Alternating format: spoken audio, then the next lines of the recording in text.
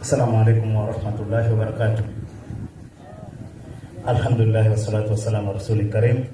Bila kupoteza muda, dakika 25 zinaweza zikatosha kabisa kufundisha umma ili watu watoke katika upotevu wa miaka mingi kuhusiana na kifo cha nabii mtukufu, nabii wa Mwenyezi Mungu, ambacho kinatangazwa siku zote, na leo tunakisimamisha katika muda huu kwamba huyo nabii wa Mungu hakufa hata kwa malaria. Usizungumzie kuuawa, kwa malaria pia hakufa. Na mshukuru chama amesimama hapa upande wa Kristo, anasema sio kufa tu, kuna na kufufuka. Sasa tutajadili vipi kufufuka kama mtu mwenyewe hakufa? Kwa tukimalizana na ile kuwa hakufa, huko kufufuka hakuna. Si mpaka afe ndio afufuke? Kama hakufa kuna kufufuka? Lakini huu msalaba kwanza asili yake, unapouona msalaba hii mambo ambulance au kwenye hospitali, manake chombo hichi cha msalaba kinapatikana sehemu hatari tu. Hizo sehemu hizo unapokea na wewe ukashtuka, inapita ambulance hapa, ina hiyo alamu, tena imeandikwa nini? Kwa wino mwekundu. Nini asili yake? Sura 5 anzia 33. Shuka taratibu. 5. 33. Changamka. Kitabu cha Qur'ani inasemaje? A'udhu billahi minash shaitani rajim.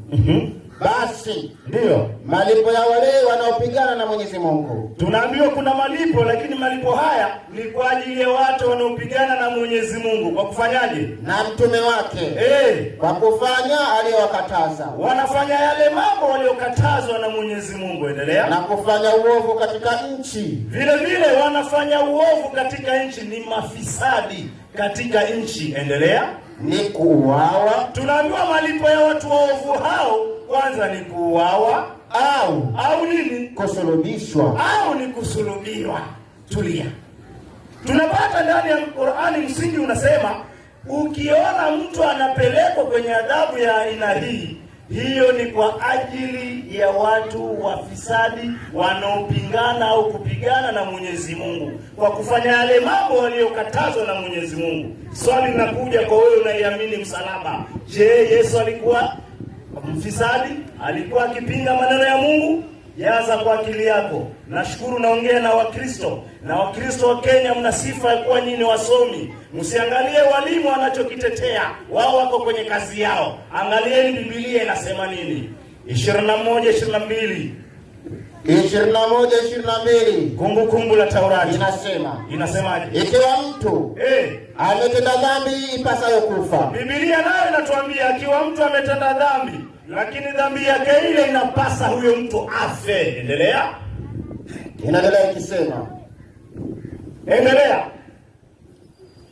Akauawa. Huyo mtu akauawa, nawe ukamtundika juu ya mti. Katika kuuawa kwa yule mtu, kumbe alitundikwa juu ya mti. Mzoga wake usikae usiku kucha juu ya mti. Twende taratibu mwalimu, unisikize ninachomaanisha. Unasikia kwamba anatundikwa juu ya mti. Msalaba unakusudiwa hapa ni mti. Kwa nini? Lazima akomelewe misumari. Ndio maana yake. Endelea. Inaendelea ikisema, mzoga wake ndio usikae usiku kucha juu ya mti. Maiti yake yule mtu alikufa isikae usiku kucha juu ya huo msalaba au mti. Endelea. Lazima utamzika siku hiyo hiyo. Kwa nini? Kwani aliyetundikwa amelaaniwa na Mungu. Unasikia msingi ndani ya Biblia? Yeyote aliyetundikwa juu ya msalaba amelaaniwa na Mungu. Mtachukua miaka 1000 kumrai Muislamu aamini msalaba, mpaka anakufa Muislamu yulo hawezi hata siku moja kuamini kitu kama hicho. Kwa nini? Yesu hakuna siku alostahili kufanywa laana kwa ajili ya jambo hilo. Hakuna. Akilaniwa na mkikubali amelaniwa, je, mnakubali pia siku ya kiyama ataingia motoni? Hiyo ujaze kwenye akili zenu. Sura 3:54 mwalimu. Mjaze kwenye akili zenu. Alafu mjasikize mwalimu wenu atakachokizungumza hapa. Endelea. 3:54 inasemaje? Na Mayahudi walifanya hila. Sikizani Qur'ani tena inakuja na kutufahamisha Mayahudi walifanya hila. Sikizani nukta hiyo. Mayahudi walifanya hila ya nini? Na Mwenyezi Mungu akazipindua hila zao. Kisha Mwenyezi Mungu alichokifanya, alipindua zile hila zao. Wao wanapanga na Mwenyezi Mungu anapangua hila zao. Endelea. Na Mwenyezi Mungu ndiye bora wa kupindua hila za watu wabaya. Na Mwenyezi Mungu ni mbora wa kupindua hila za watu wabaya. Hiyo ni Qur'ani inatuambia Mayahudi walipanga hila. Je, hila walioipanga Mayahudi, je, ni kweli walipanga? Ilikuwa hila gani? 26:3 Mathayo. Sikiza hila yenyewe hiyo. 26. Sikiza hila yenyewe hiyo. 26:3 Mathayo inasema. Inasemaje? Inasema wakati ule ndio wakuu wa makuhani na wazee wa watu wana nini? Wakakusanyika katika behewa ya kuhani mkuu. Kuna wakuu wa makuhani walikusanyika katika behewa ya kuhani mkuu. Endelea. Jina lake Kayafa. Huyu bwana alikuwa anaitwa Kayafa. Endelea. Wakafanya shauri pamoja. Hao watu walifanya shauri pamoja ili wamkamate Yesu kwa hila. Sikizani, Qur'ani inathibitishwa hapo kwamba ili wamkamate Yesu kwa hila. Sio kwamba anastahili akamatwe, la, kwa hila. Wewe na uongo unaobalikwa Yesu nao ili watake kumwadhibu. Wewe bado unaamini kuna wokovu hapo? Kwa kutaka kuokoa kwake bado unaamini kuna wokovu kama unavyofundishwa kwenye makanisa yako? Chunga na muda. Miaka ni kidogo, siku zinasonga, unaenda kukutana na alimtuma Yesu. Utajibu vizuri. Kwa hiyo tushapata kwamba kweli Mayahudi walifanya hila, lakini swali kuu ni kwa nini watake kumuua? Je, wanataka kumuua ili watu wasamehewe madhambi kama tunavyofundishwa ama kama tutakavyosikia hapa, au wanataka kumuua kwa lengo gani? Kulitokea nini watake kumuua? Mwalimu, nisomee kitabu cha Mathayo, anzia mstari wa 9. Mathayo 9:1. Sababu ya kwanza Wayahudi watake kumuua Yesu, hiyo hapo. Sababu ya kwanza nini? 9:1 Mathayo inasema. 12:9. 9:1 sijui. 12:9 inasema. Inasemaje? 12:9 kitabu cha Mathayo. Akaondoka huko. Wapi? Akaingia katika sinagogi lao. Aliondoka akaingia katika sinagogi lao. Ikawaje? Na tazama, yumo mtu mwenye mkono amepooza. Ndani ya sinagogi akapatikana mtu ana ulemavu wa mkono umepooza. Endelea. Wakamuuliza wakisema. Wakamuuliza, lakini lengo lao wanamuuliza Yesu kwa njia ya kumjaribu. Kwa nini wamjaribu? Ile siku ilikuwa siku ya Sabato, na siku ya Sabato ina sheria zake. Mtu haruhusiwi kufanya kazi yoyote siku hiyo. Yesu anaulizwa siku hiyo afanyeje? Endelea. Ni halali kuponya watu siku ya Sabato?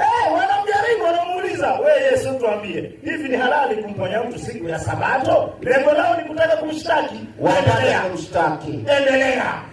Akawaambia, naye akageukia anawaambia sasa nini? Ni mtu yupi miongoni mwenu? Anawauliza, na nini anawauliza hivi? Ni mtu yupi miongoni mwenu mwenye kondoo mmoja? Huyo mtu ana kikondoo chake kimoja, na yule kondoo ametumbukia shimoni siku ya Sabato. Imefika siku ya Sabato, kikondoo chako kikatumbukia kwenye shimo.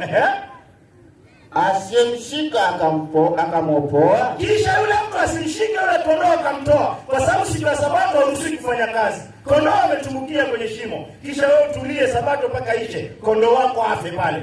Yesu anajua hilo haliwezekani, isipokuwa utafanya nini? Utamtoa kondoo wako kwenye shimo. Endelea. Yesu anauliza, je, mtu ni bora kuliko kondoo mara ngapi? Anauliza Yesu, anasema hivi, mtu ni bora kuliko kondoo mara ngapi? Sasa ikiwa mtu utatulia wewe, kondoo wako anapotumbukia kwenye shimo utamtoa, je, mtu anahitaji msaada siku hiyo, itakuwa ni bora mara ngapi? Hilo ni swali la Yesu. Jambo la kwanza, Wayahudi wakamwona Yesu amelivunja Sabato. Jambo la kwanza, wakataka kumshtaki kwa sababu hiyo, na hayo yote kwa sababu walikuwa hawamjui. Ndio sababu yote hiyo.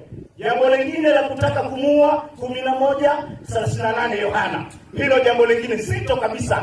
Kuna jambo walikuwa wanahofia katika maisha yao, linazungumzwa kwenye kisa hicho cha Lazaro. Endelea. Basi Yesu hali akiugua tena nafsini mwake, sio kwa ajili ya kuondolewa madhambi yako kama utakavyofundishwa hapa. Endelea.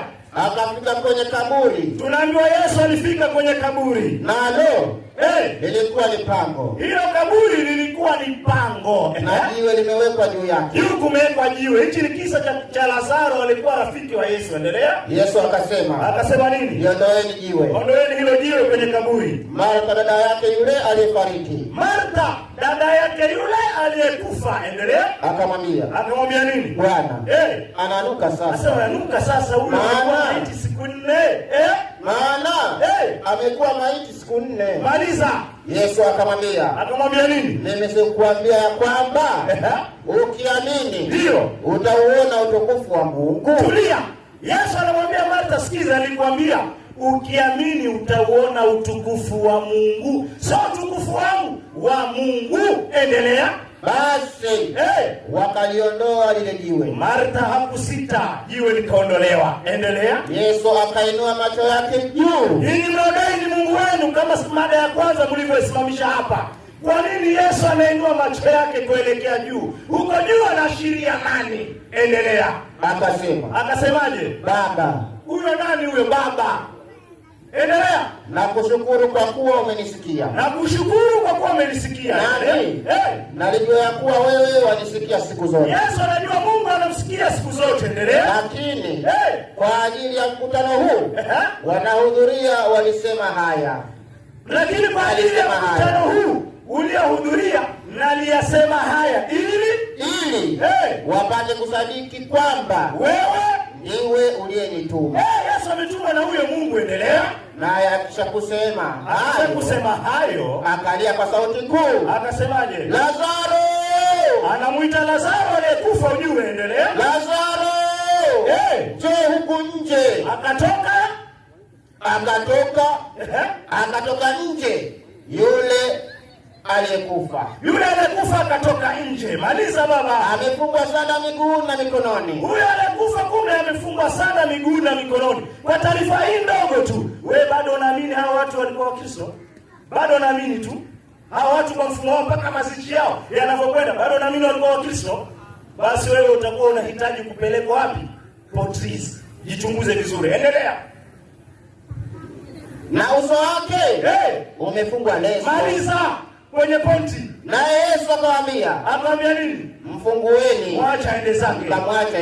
Maliza. Basi wengi katika Wayahudi. Ponti yangu ya mada ya leo. Basi wengi katika Wayahudi waliokuja kwa Mariamu na kuyaona yale aliyofanya Yesu. Na kuyaona yale aliyofanya Yesu. Wakafanyaje? Wakamwamini Bwana Yesu. Lakini wengine wakaenda zao kwa Mafarisayo. Baadhi yao wanafiki wakaondoka wakaenda kwa Mafarisayo. Kufanyaje? Endelea. Wakawaambia aliyoyafanya Yesu. Wanaenda sasa wanawaambia aliyoyafanya Yesu. Mna habari gani? Juzi kwenye sinagogi aliponya mtu alipoza mkono. Leo amefufua mtu amekufa siku ya 4, amemfufua. Na tayari Wayahudi wamemwamini huyu. Sikizeni hapo kizaza. Endelea. Basi wakuu wa makuhani na Mafarisayo wakakusanya baraza muda huo kwa ajili ya Yesu. Endelea. Wakasema, tunafanya nini? Sikizeni hapo pati Yesu anasema, anapangiwa njama. Yesu anaambiwa tunafanya nini? Maana mtu huyu Yesu huyu anafanya ishara nyingi huyu. Endelea. Tukimwacha hivi watu wote watamwamini. Tukimwacha tusipomwekea speed gavana huyu, tumwacha endelee hivi, basi watu wote watamwamini huyu Yesu. Warumi. Hofu sasa ni hiyo. Na Warumi. Subiri. Kwani Yesu akiaminiwa na watu wote, kuna tatizo gani kwa hawa Wayahudi? Kulikuwa na tatizo gani? Lengo nini hapa? Wanasema Warumi. Kumbe kuna Warumi ambao wanaogopwa. Warumi watakuja. Kwa nini? Roman Empire ilikuwa inawatawala mpaka Waisraeli. Sasa wana hofu na wale mabwana zao, sije wakaja wakawatawala, wakawatoa katika vyeo vyao. Wanahofia vyeo vyao visichukuliwe na Waroma, sio kwa ajili ya wewe kuokolewa na madhambi yako. Sijui imani hiyo umetoa wapi. Endelea. watatuondolea mahali petu na taifa letu. Maliza. Mtu mmoja miongoni mwao Kayafa. Mtu mmoja miongoni mwao Kayafa, aliyekuwa kuhani mkuu mwaka ule. Yeye ndio alikuwa kuhani mkuu mwaka ule. Akawaambia, nini? Ninyi hamjui neno lolote. Anawaambia nini? Hamjui neno lolote? Wala hamfikiria kwamba yafaa mtu, akikusudiwa Yesu, anafaa huyo Yesu, yafaa mtu mmoja afe huyu kwa ajili ya watu, kwa ajili ya watu, wala lisiangamie taifa zima. Taifa hili zima lisangamie. Lisangamie wapi? Kwenye mikono ya Warumi. Endelea. Inaendelea inasema, endelea. Na neno hilo yeye hakulisema kwa nafsi yake, bali kwa kuwa alikuwa kuhani mkuu mwaka ule. Yeye ndio alikuwa boss, alikuwa anaweza akatoa amri yoyote uawe na uawe. Alitabiri kwamba, alitamka yeye mwenyewe akijua kwamba nikisema fulani huwa anauliwa. Kwa hiyo Kayafa anatoa oda Bwana Yesu auawe. Na Kayafa sio Mungu, ni jambazi tulikuwa likipanga njama za kumwangamiza kwa sababu cheo chake kibakie pale pale kwa Warumi, akiwahofia Warumi, wala sio kwa ajili ya uzima wa milele kama mlivyozoea kufundishwa. Mathayo 17:2. Mathayo 17:2 inasema, kuna jambo baada ya Yesu kujua kwamba hao jamaa wanapanga kumuua. Nini kilitokea? Akageuka sura yake mbele. Anzia 1. Na baada ya siku 6 Yesu ana nini? Akawatoa Petro na Yakobo. Baada ya siku 2 Yesu aliwatoa Petro na Yakobo na Yohana nduguye, akawaleta juu ya mlima mrefu faraghani. Akaenda nao juu ya mlima mrefu faraghani. Akageuka sura yake mbele yao. Kuna Mkristo yeyote anaweza pinga kwamba Yesu kuna nyakati alikuwa anabadilika sura yake? Kama haupingi, kuna nyakati alikuwa anabadilika sura yake. Je, adui atakayekuja kutaka kumshika, uwezekano wa kumshika utatoka wapi? Utatoka wapi? Ukingepita mapito hayo, utuambia hapana, Yesu hakubadilika sura bana. Hakuna muda alibadilika sura. Kama alibadilika, lakini wakati wanamkamata alikuwa ndiye. Utupe ushahidi alikuwa ndiye kwa msingi upi? Allahu Akbar. Yesu alikuwa na mfumo wa kubadilika sura. Qur'ani sura 4:157. Qur'an. Yani sina kifua, taratibu tu. Sura ya 4:157. Inasemaje? Bado dakika 8 mwalimu. Haina tatizo nyingi sana hizo. Endelea. Na kwa ajili ya kusema kwao, sisi tumemuua Masihi Isa. Endelea. Wewe ndio unasoma? Ndio. Soma. Na kwa ajili ya kusema kwao, sisi tumemuua Masihi Isa mwana wa Maria. Na kwa ajili ya kusema kwao, sisi tumemuua Masihi Isa mwana wa Maria, mtume wa Mungu. Hali hawakumuua. Jambo la kwanza muelewe vizuri. Qur'ani inatuambia sisi Waislamu, hali hawakumuua wala hawakumsulubu. Bali walibabaishiwa mtu mwingine wakamdai Nabii Isa. Bali walibabaishiwa mtu mwingine wakamdai ni Nabii Isa. Kwa hivyo kitendo kumbe kilifanyika, na ndio maana leo mpaka mnaaktiwa sinema, mnaonyesha jamaa liko juu ya msalaba. Inatolewa sinema na zimesambaa, zimejaa mpaka kwenye mitandao. Kumbe lilikuwa jamaa lingine kabisa, limebandikwa sura pale, jamaa anagonga akijua ni nani? Ni Yesu. Kumbe si yeye.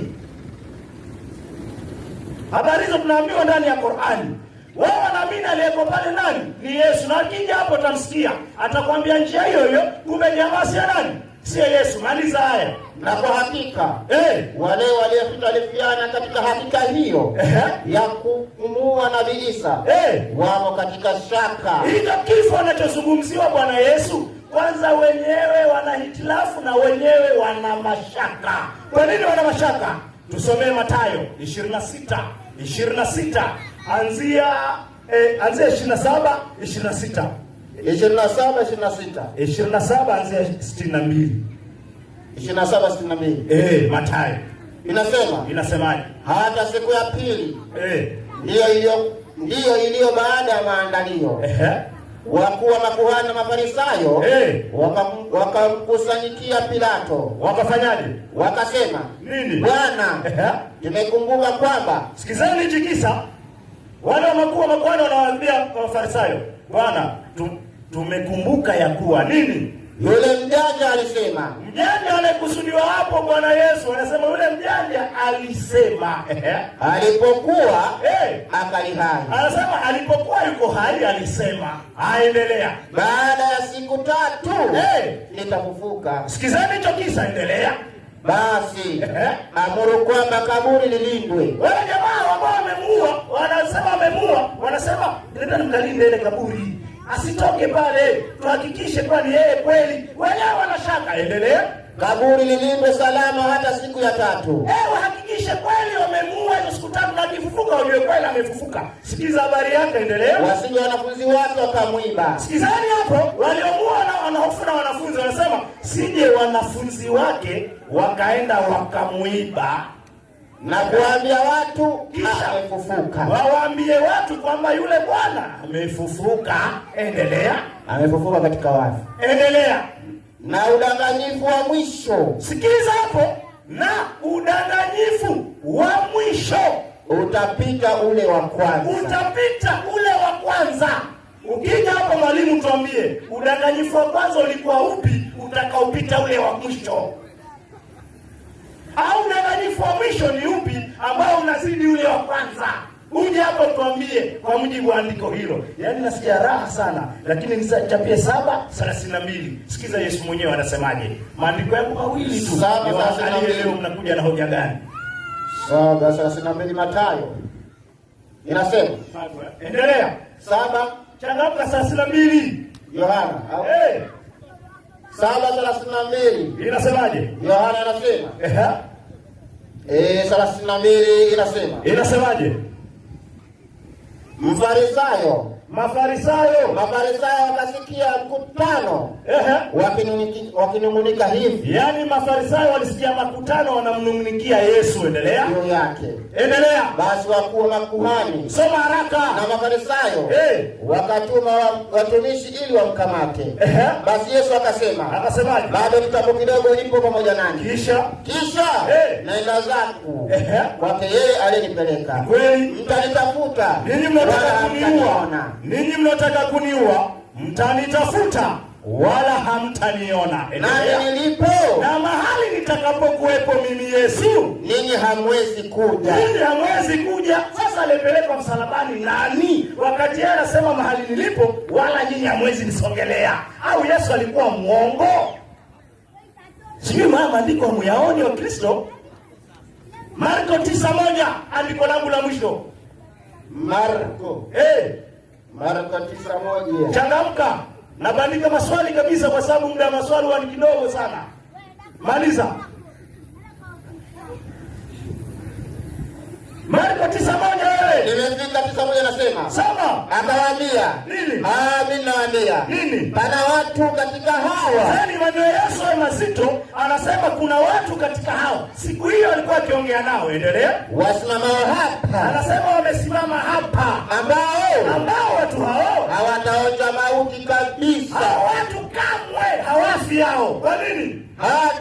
Lakini watakufa lini? Hata watakapouona ufalme wa Mungu umekuja kwa nguvu. Mpaka siku hiyo watakapoona ufalme wa Mungu umekuja kwa nguvu ndio watakakufa. Swali linakuja, kati ya wale walikuwa wamekaa nao na Yesu mwenyewe, nani ambaye mpaka leo yuko hai? Na kama yuko hai, Yesu alitoa onyo, msibaache hapa. Anasema hao watu hawataonja mauti kamwe mpaka siku hiyo watakapoona ufalme wa Mungu umekuja kwa nguvu ndio watakapoonja mauti. Nani kati ya hao waliongea nao na yeye mwenyewe, nani ambaye yuko hai? Hilo fungo akija mchungaji hapa alifungue. Sijui mnanielewa vizuri. Kija hapa ulifungue. Au niambie mmoja wapo yuko hai, mtuambie ni nani. Tutaagiza BBC labda iko karibu nao, watuambie ni Petero, ni nani, tumjue ni nani ambaye huyo mpaka leo yuko hai. Salamu alaykum.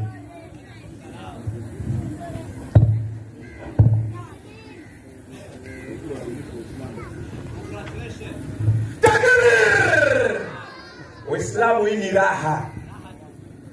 Wenye wanaomwamini Yesu wanasema alikufa na ni Mungu wao, wanaabudu marehemu. Lakini Waislamu ambao wanakubali kwamba ni mtume wa Mungu wanakuja wanamtetea. Unaona mambo ya ajabu hayo, kwa sababu ndio wamesimama na uadilifu. Tambii ni kwamba kutoka mwanzo muhadhara mpaka leo, angalia, Muislamu yuko kwenye kumtetea Yesu tu ndani ya vitabu, lakini wafundishaji wengine kati ya walimu wakija, mara wanambandika uongo, mara wanamtia kwenye mauti, yani balaa moja kwa mbili. Haya ni matatizo.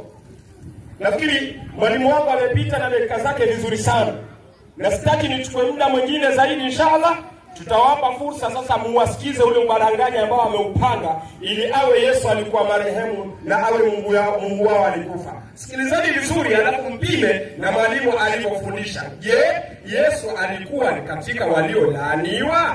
Kwa sababu Biblia imethibitisha hivyo. Karibu. Bwana Yesu asifiwe. Bwana Yesu asifiwe. Niliwaambia hakuna walimu hapa. Kuna kitu hapa? Hamna kitu. Hata nimejaribu hata kuandika hiyo, hamna. Na ili mjue hamna, angalia mjue hamna. Amesema kwamba ati walibabaisha mtu mwingine wakafikiri nani? Walibabaisha mtu mwingine wakadhani ni Yesu, sio? Sasa mbona hakutuambia alibabaishwa na nani alikufa? Mbona sasa tuambia Yesu hakufa lakini alibabaishwa ni mtu fulani? Umeshindwa hiyo. Kwani huyo hana hatia aliyekufa? Hamna kitu. Naambia kama basi nataka kwenda kusimamisha tulia kwanza. Usiwe haraka. Naenda kusimamisha mwalimu wa walimu, profesa, dokta, dokta wote. Huyu kijana ni mdogo aliyesimama hapa. Kwa hivyo nitampatia kijana mdogo kama yeye, lakini ni daktari ama daktari. Karibu Ustadh Omar, umtengeneze vizuri tu, hata usiwe na haraka. Hakuna kitu hapa. Hii maliza kabisa, hakuna kitu. Pita na umalize, tunakupa ruhusa.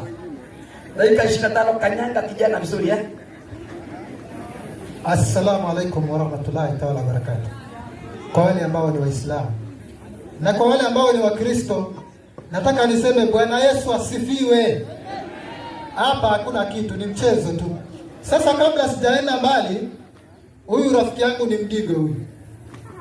Na yule Shabani aliyesimama hapa ni Mdigo. Hapa niko na Biblia ya Kidigo. Nataka nisome hapa. Kwa hii Biblia ya Kidigo, sikiliza. Yesu alikufa ama hakufa? Hawa tunajuana nao. Sikiza sasa. Nasoma hii.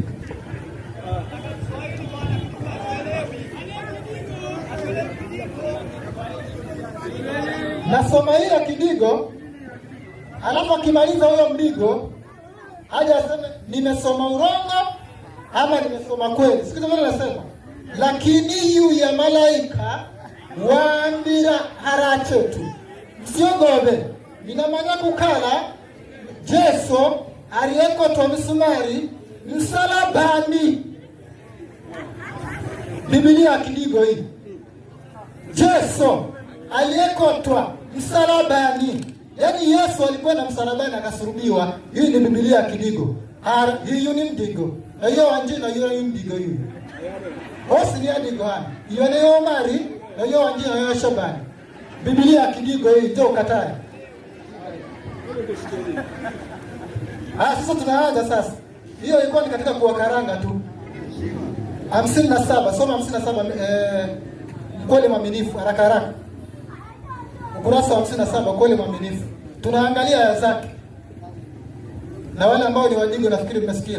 Mosi mkasikia. Soma hiyo. Ipi? Volume 3 and 4. Ukurasa wa 57. Inasemaje?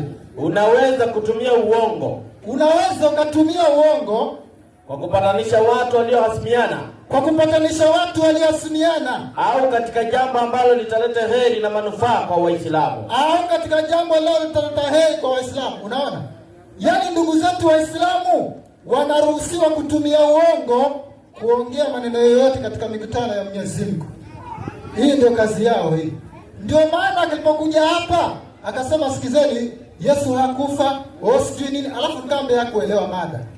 Mada inasema Yesu alikufa ama hakufa. Anakuja anasema Mungu, juzi alikuwa ni Mungu, leo sijui ni nani. Yaani kwa akili zake anamaanisha ya kwamba Mungu hawezi kufa. Sasa sikiza hii 3:51. Achana na hiyo kwanza. 3:51 Qur'an. Sikiza hii 3:51. 3:51 Qur'an. Haraka haraka. Haya. 3:51 Qur'an. Haraka haraka. Inasema 3:51. Twende haraka haraka. Maana sija Qur'an ya kawaida. Sura Al-Imran 51. Haya, inasema hivi. 51 iko hapa.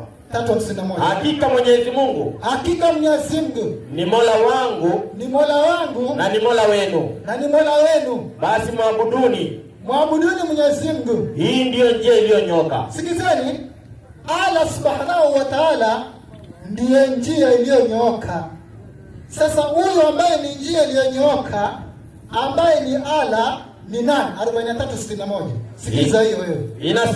Inasemaje? Na kwa kweli. Na kwa kweli. Yeye Nabii Isa ni alama ya kiyama. Safi. Huwa kinaanza kutukaribia. Twende.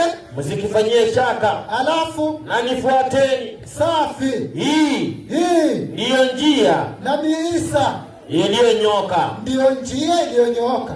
3:51 Qur'an imesema njia iliyonyooka ni Allah. Katika 43:61 Qur'an, hii njia iliyonyooka ambayo ni Allah imesema ni Isa ibn Maryam, yani ni Yesu.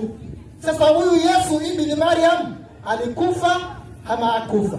Hiyo Qur'ani ndogo. Ukurasa wa 57. Ukurasa wa 57. Huyu Isa ibn Maryam alikufa ama hakufa? Maana ndiyo Mungu tunamwangalia. Sasa alikufa ama hakufa? Ukurasa wa 57. 58 nafikiri. Sio ukurasa 3:57. Samahani mwalimu. 3:57 Qur'an. Unasema kabisa inasema. Aya inasema kumbukeni Allah aliposema. Twende sheria yake. Kuwa Nabii Isa amekufa. Ngoja kwanza pole pole. Nataka utoe aya nzito watu wasikie. Andiko linasema kuwa Nabii Isa amefanya nini? Amekufa. Kuwa Nabii Isa amekufa. Ni jambo la hakika kabisa. Hilo ni jambo la hakika kabisa. Lisilo na kinyume. Lisilo na kinyume. Nani anapinga? Ni Qur'ani hii, sio Biblia. Wewe vipi? Anaodi hivi no. Vipi haya? Ni jambo la hakika kabisa. Kuwa Isa kafa. 8:24 Qur'an. 8:24. Sikiza Allah anakufa. Unasema Mungu wapi? Sikiza hiyo. 8:24. Qur'an, sikiza hiyo. Haya inasema hivi. 8:24 Qur'an, sikiza hiyo. Enyi mlioamini. Muitikieni Mwenyezi Mungu na mtume wake. Safi. Anapokuiteni katika yale atakayokupeni uhai mzuri wa duniani na akhera.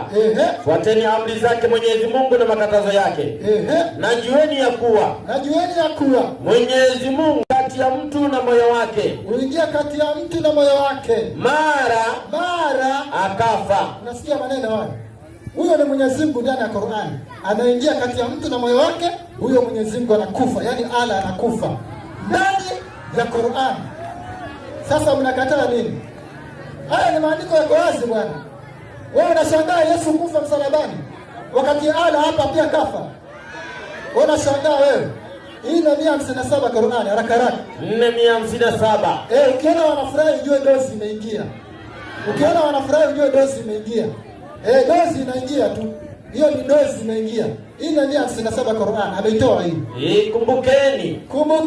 Inasema na kwa ajili ya kusema kwao. Na kwa ajili ya kusema kwao. Sisi. Sikiza sasaka.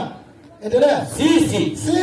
Tumemuua Masihi Isa mwana wa Maryam. Safi. Mtume wa Mungu. Safi. Hali hawakumuua wala hawakumsulubu. Walifanya nini? Bali walibabaisha mtu mwingine wakamdhani Nabii Isa. Tulia pale. Mwalimu amekuuliza vizuri. Huyo aliyebabaisha nani? Kwa sababu sikizeni Waislamu, katika Qur'ani nzima kutoka suratul Fatiha mpaka suratul Nas hakuna aya hata moja inayosema ya kwamba Allah kambabaisha nani? Yesu. Hakuna. Kwanza tabia moja alionayo Allah ana tabia ya kubabaisha. Wapi? 30 Qur'an. Soma hiyo. Allah ana tabia ya kubadilisha watu. Ati huyu ni Abdalla, kesho aonekane ni Kasim. Hiyo Mungu hafanyi hivyo. Mungu anasema yeye ababaishi. 30 Qur'an, sikiza hii. Basi uelekeze uso wako katika dini iliyo sawa sawa. Safi. Hilo mbile Mwenyezi Mungu alilowaambia watu. Yaani dini hii ya Kiislamu inawafikiana barabara na umbo la binadamu. Safi. Hakuna mabadiliko. Hakuna mabadiliko katika maumbile ya viumbe vya Mwenyezi Mungu. Imetulia hivyo. Hakuna mabadiliko katika maumbile ya viumbe vya Mwenyezi Mungu. Sasa mje mtusaidie. Huyu Isa nani kambadilisha ndakawa na sura nyingine? Allah anasema kazi ya kubadilisha mtu afanye. Ndio ni mtueleze nani kafanya. Wewe unaleta mchezo. Wewe vipi? Unaleta mchezo. 21:34 Qur'an. Allah afanye kubadilisha, ndio mtueleze hapa nani. Sasa ukipanda hiyo ndio swali la kwanza.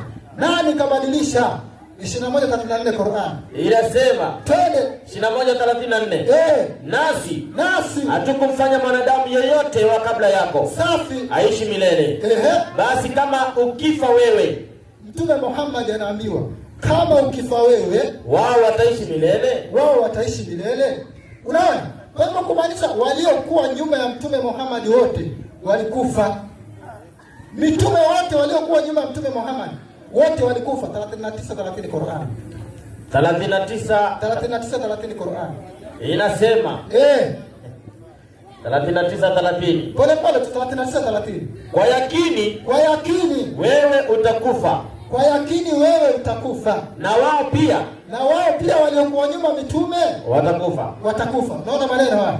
Wewe unaleta maneno yako hapa. Mitume wote waliokuwa nyuma ya Mtume Muhammad wote walikufa. Haya ndio 21:8. 21:8 Qur'an. 21:8 Qur'an. Inasema hivi. Inasemaje? 21:8. Wala hatukuwajalia hao mitume kuwa miili isiyokula chakula, wala hawakuwa wenye kukaa milele wasife. Unaona mitume wote nyuma ya Muhammad hakuna mtume hata mmoja aliambiwa kuwa yeye astaishi asife. Kati ya Muhammad na Isa nani katangulia na nani wa mwisho? Si mnasema Muhammad ndio wa mwisho, na hao waliokuwa nyuma wote walikufa. Ukija ndio pitie hiyo andiko sasaka. Wewe unaleta mchezo. 3:55 Qur'an. Twende madinio baruani. 3:55 baruani. Inaitwa sura Al-Imran. Idh qala Allahu ya Isa inni mutawafika. Wacha nisome pale Mwenyezi Mungu aliposema. Akasemaje? Ewe Isa, mimi nitakufisha. Tulia hapo. Mwenyezi Mungu anamwambia Isa ibn Maryam, mimi nitakufisha. Sasa Isa akiwa kule juu mbinguni, kwanza kabla hatujaenda huko, hii kufisha maana yake nini? Maana watu wanasema fisha maana yake ni jambo lingine. Tunauliza Qur'an, nini maana ya neno fisha? Mwenyezi Mungu anamwambia Isa ibn Maryam, mimi nitakufisha.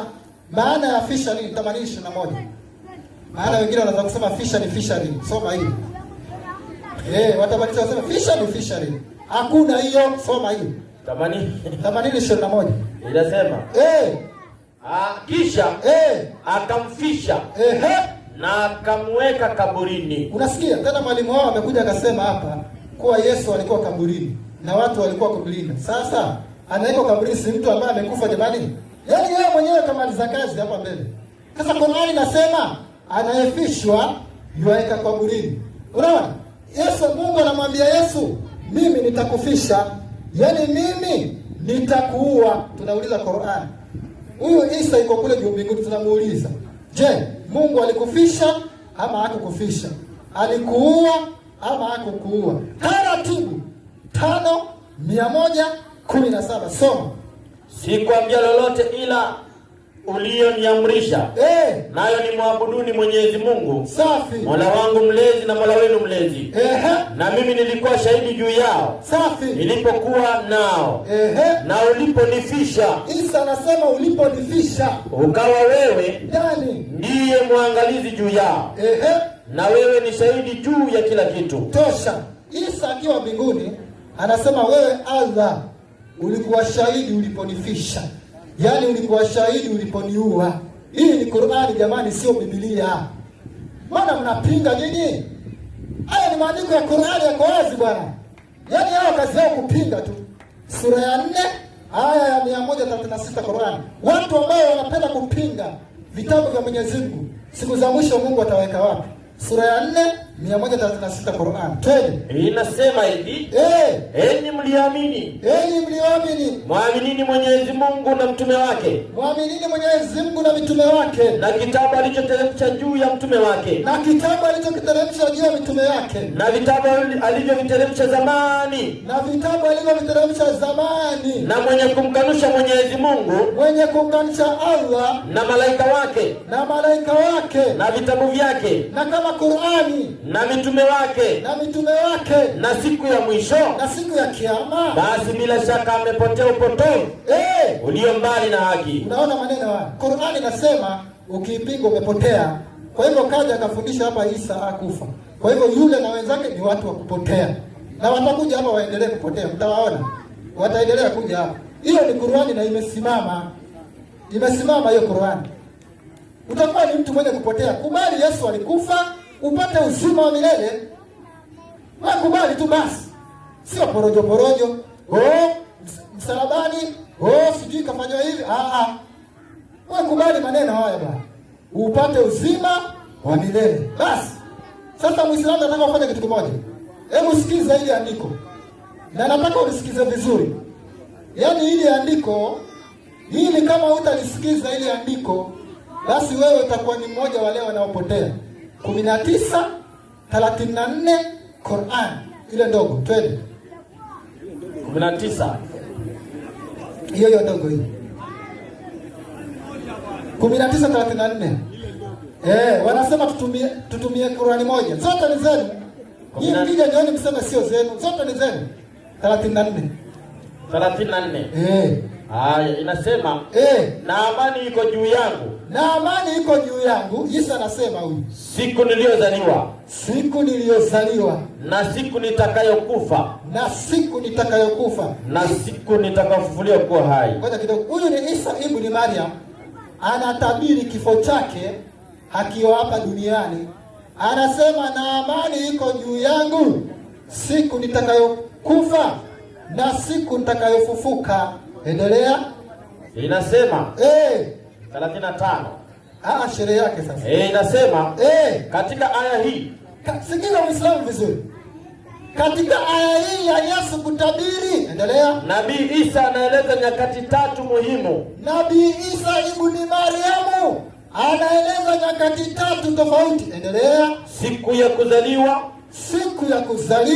siku ya kufa kwake, siku ya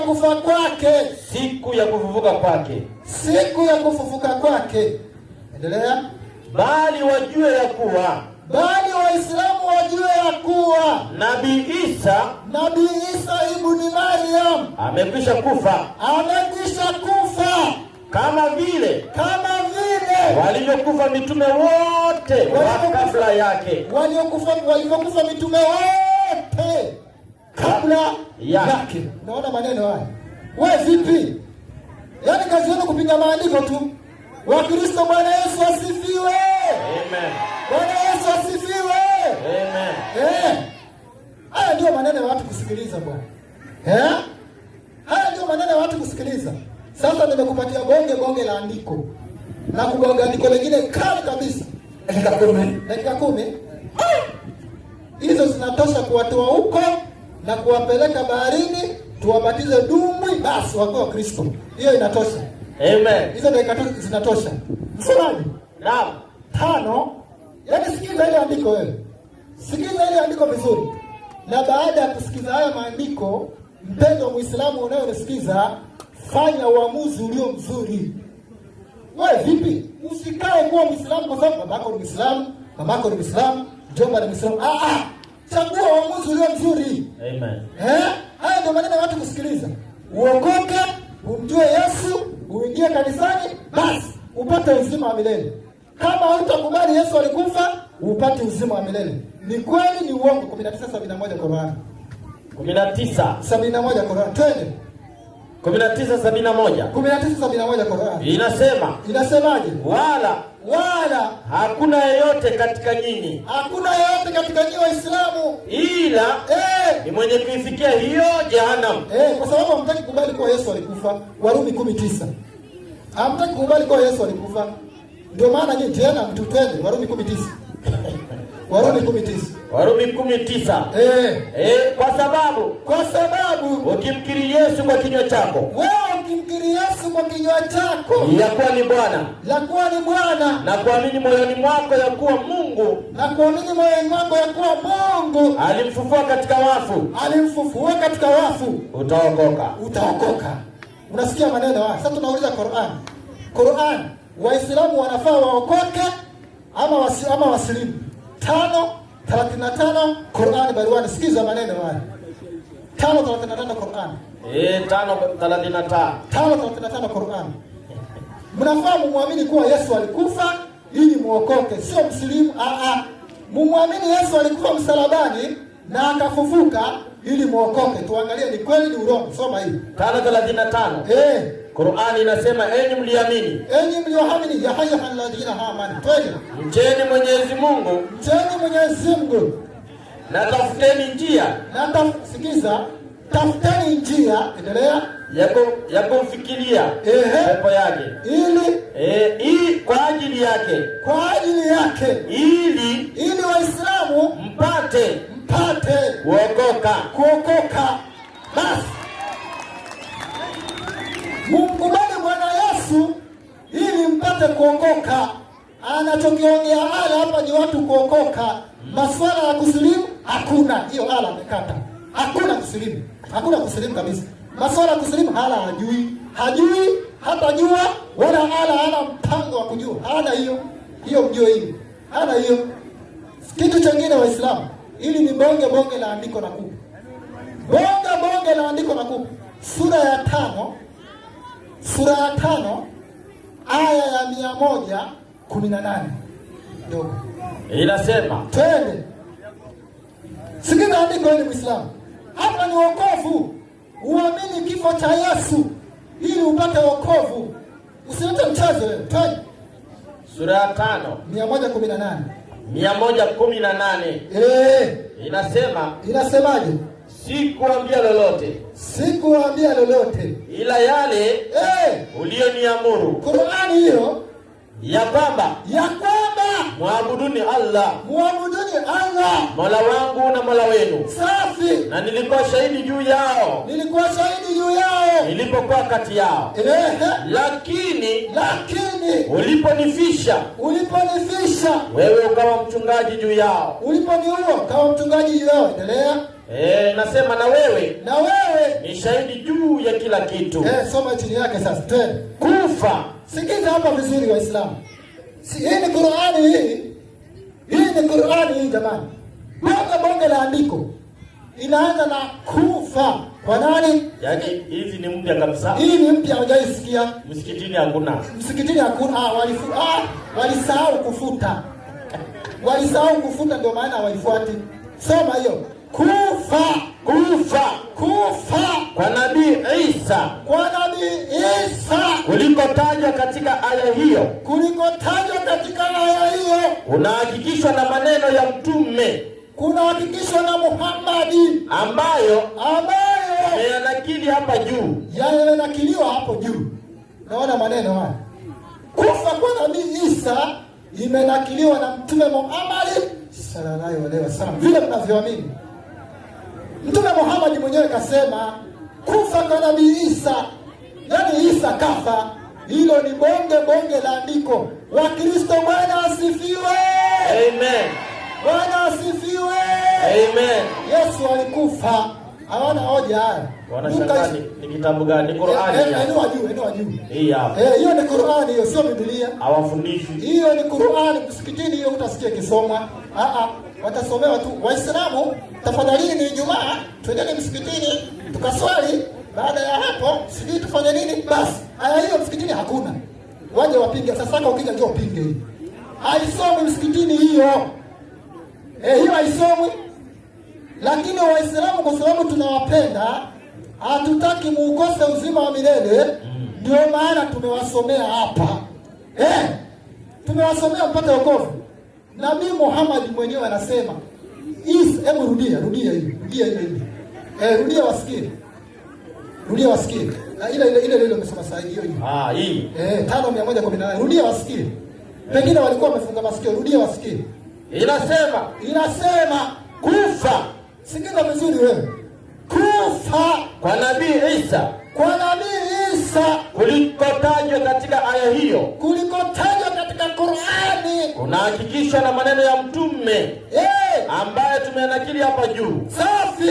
Sehemu hii inaonyesha kuwa nabii Isa amekufa. Nasikia maneno haya. Inaonyesha wazi ya kuwa nabii Isa ibn Maryam amekufa. Andiko halijasema atakufa. Wakati timilifu.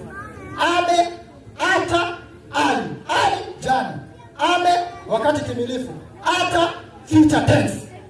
Wewe vipi? Hata lugha tunajua. Wewe unaleta mchezo hapo. Ilipita. Naleta maneno hapo. Sio mchezo. Luka 23:46. Twende. Luka 23:46. Haya ndio maneno watu kusikiliza. Sio porojo tu. Sikilizeni maneno haya. Twende. Luka 23. 40 ngapi? 46. Twende. Yesu akalia kwa sauti kuu akasema. Baba. Mikononi mwako naiweka roho yangu. Alipokwisha kusema hayo, alikata roho. Yesu akakata roho. Biblia hiyo. Qur'ani yathibitisha Yesu kafa. Biblia Yesu kafa. 2:27 Yakobo. Nini maana ya kukata roho? 2:27. Yakobo. Nini maana ya kukata roho? Yaani alipokata roho Yesu ama Isa, maana ya kukata roho ni nini? Maana wengine wataleta maneno yao hapa. Yakobo 2:26 nasema, maana kama vile mwili pasipo roho umekufa. Yaani Yesu alipokata roho yake ni mwili pasina roho vilitengana. Mwili na roho vilitengana. Yesu akafa. Nasikia maneno haya. Yohana 19:30. Yesu alikufa. Weka taa, lakini Yesu alikufa. Qur'ani imekubali, Biblia imekubali. Tena Qur'ani kwanza, mafungu mengi nimetoa ndani ya Qur'ani. Ndani ya Qur'ani maksudi tu niwafundishe. Maksudi tu, muda wangu umeisha. Assalamu alaykum wa rahmatullahi wa barakatuh. Bwana Yesu asifiwe. Sinimwambia hakuna kitu hapa.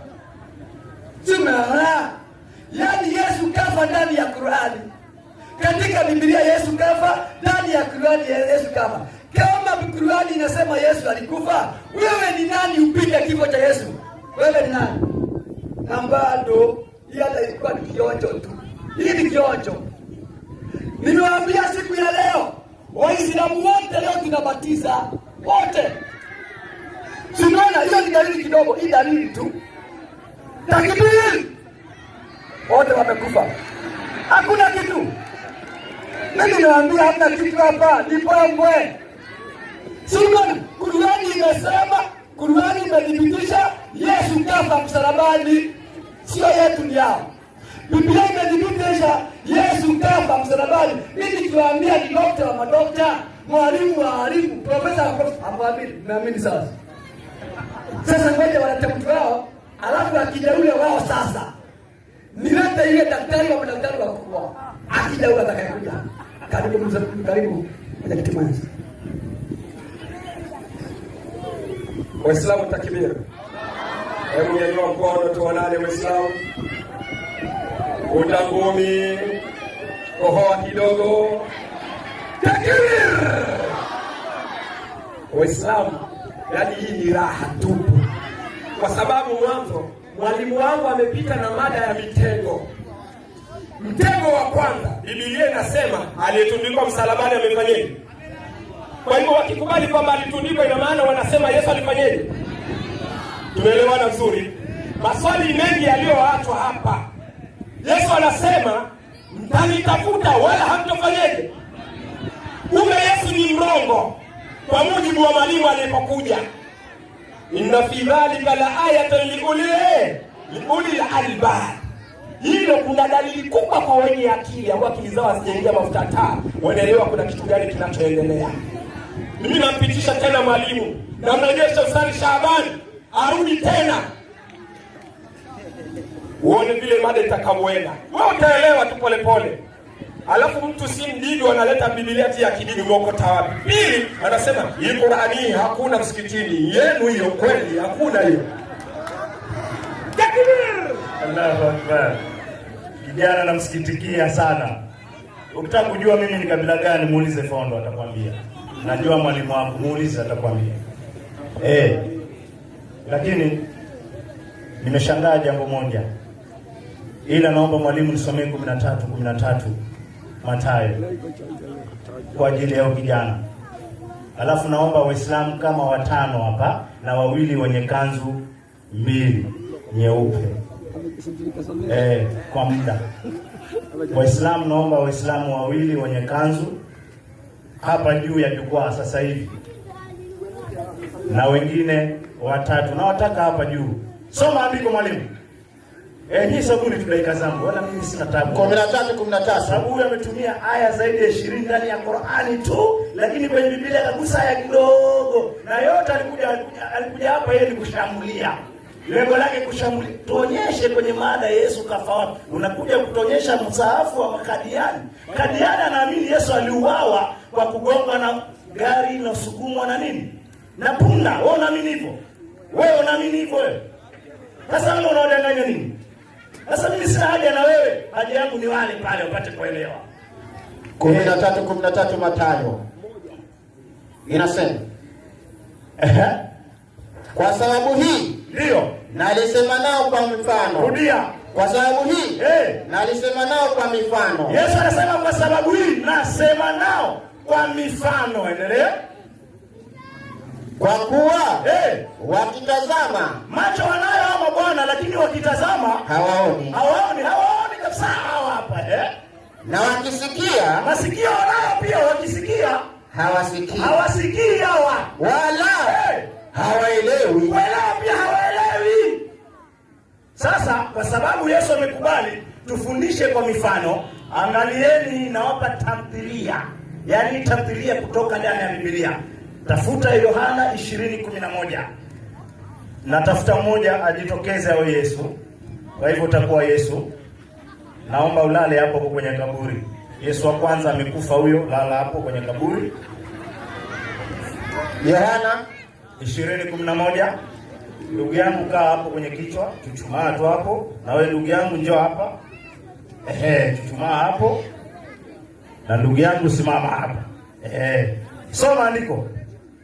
11 inasemaje? Lakini Mariamu ndugu yangu hapa atakuwa Mariamu, na naomba jina hili linaishia hapa kwa ajili ya mafundisho tafadhali. Ukimuita na jina ambalo halipendi, akichukia tu unapata madhambi ndugu yangu. Chunga sana kumuudhi ndugu yako Muislamu. Endelea. Alikuwa akisimama karibu na kaburi. Mariamu akiwa amesimama karibu na kaburi, hii hapa. Nje yake analia. Yuko nje ya kaburi analia. Mariamu si ndio alimlea Yesu? Kuna mtu anemjua Yesu zaidi yake? Sasa analia, ameambiwa mtoto wako ameuliwa.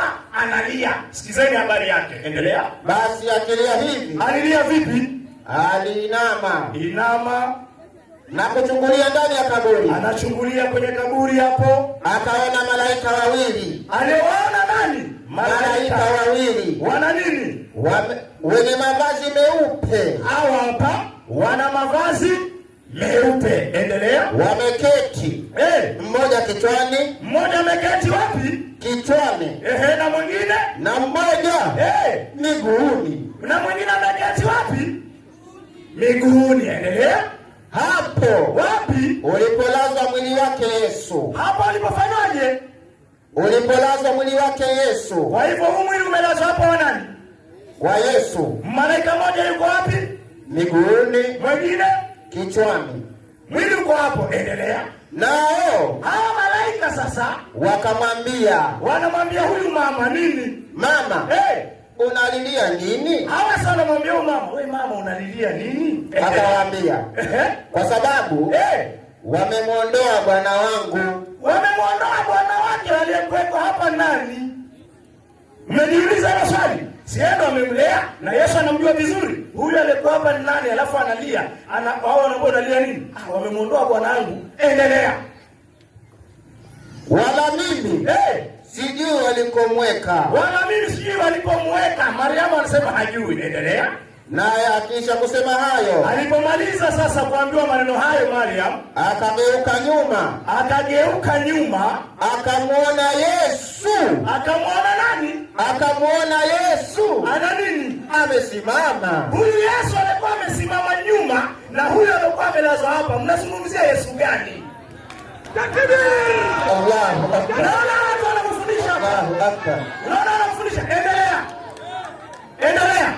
Inaendelea ikisema, endelea. Asijue ya kuwa Mariam asijue pia huyu hakujua. Kwa nini hakumjua kati yeye ndo amemlea? Yesu. Endelea.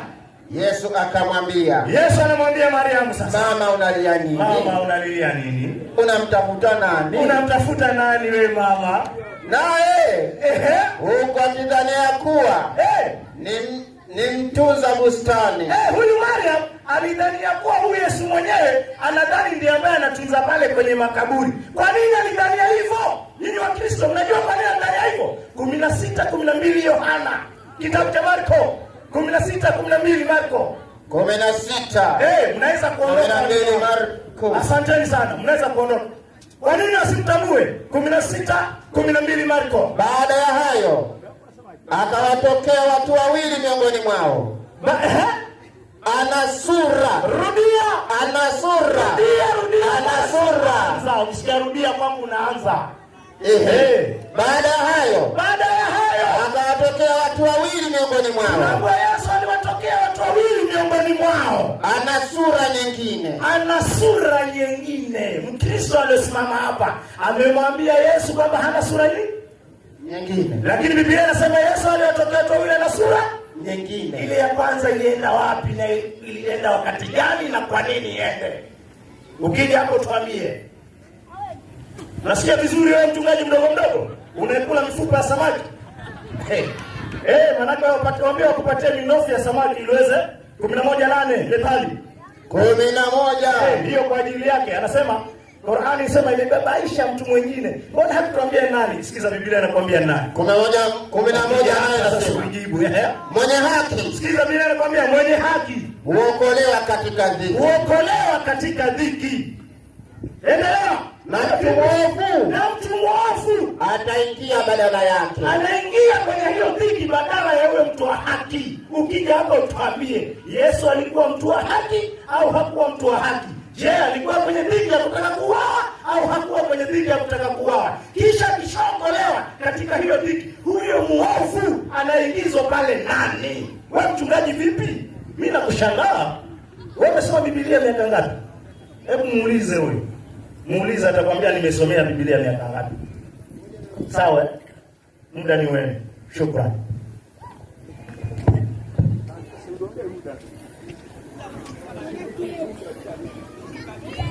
Wasema takbir. Naambia hii ni raha. Haina haja kupita kule na huku. Yaani kwa mifano. Kwa nini? Kwa mifano. Wataelewa tu pole pole. Na kwa sababu Mwenyezi Mungu ni wa haki na anaidhihirisha haki mahali popote. Jana tumempokea mmoja akaingia kwenye Uislamu. Uislamu takbir! Takbir!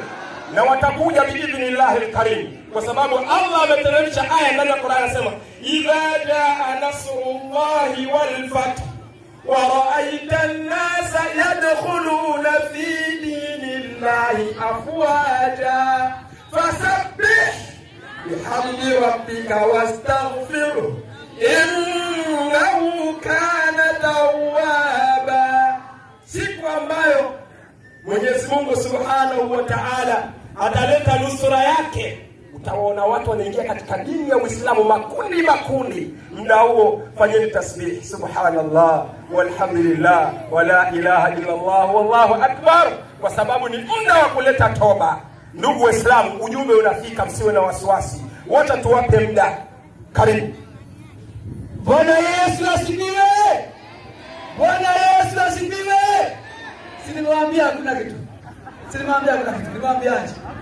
Hii ni drama, hii tunaita drama. Huu ni mchezo wa kuigiza. Si unasikia hata wamesema hadi kuna mtu alisilimu jana. Huo ni mchezo wa kuigiza. Akija hapa muone kama mnamjua kama ndo hapa.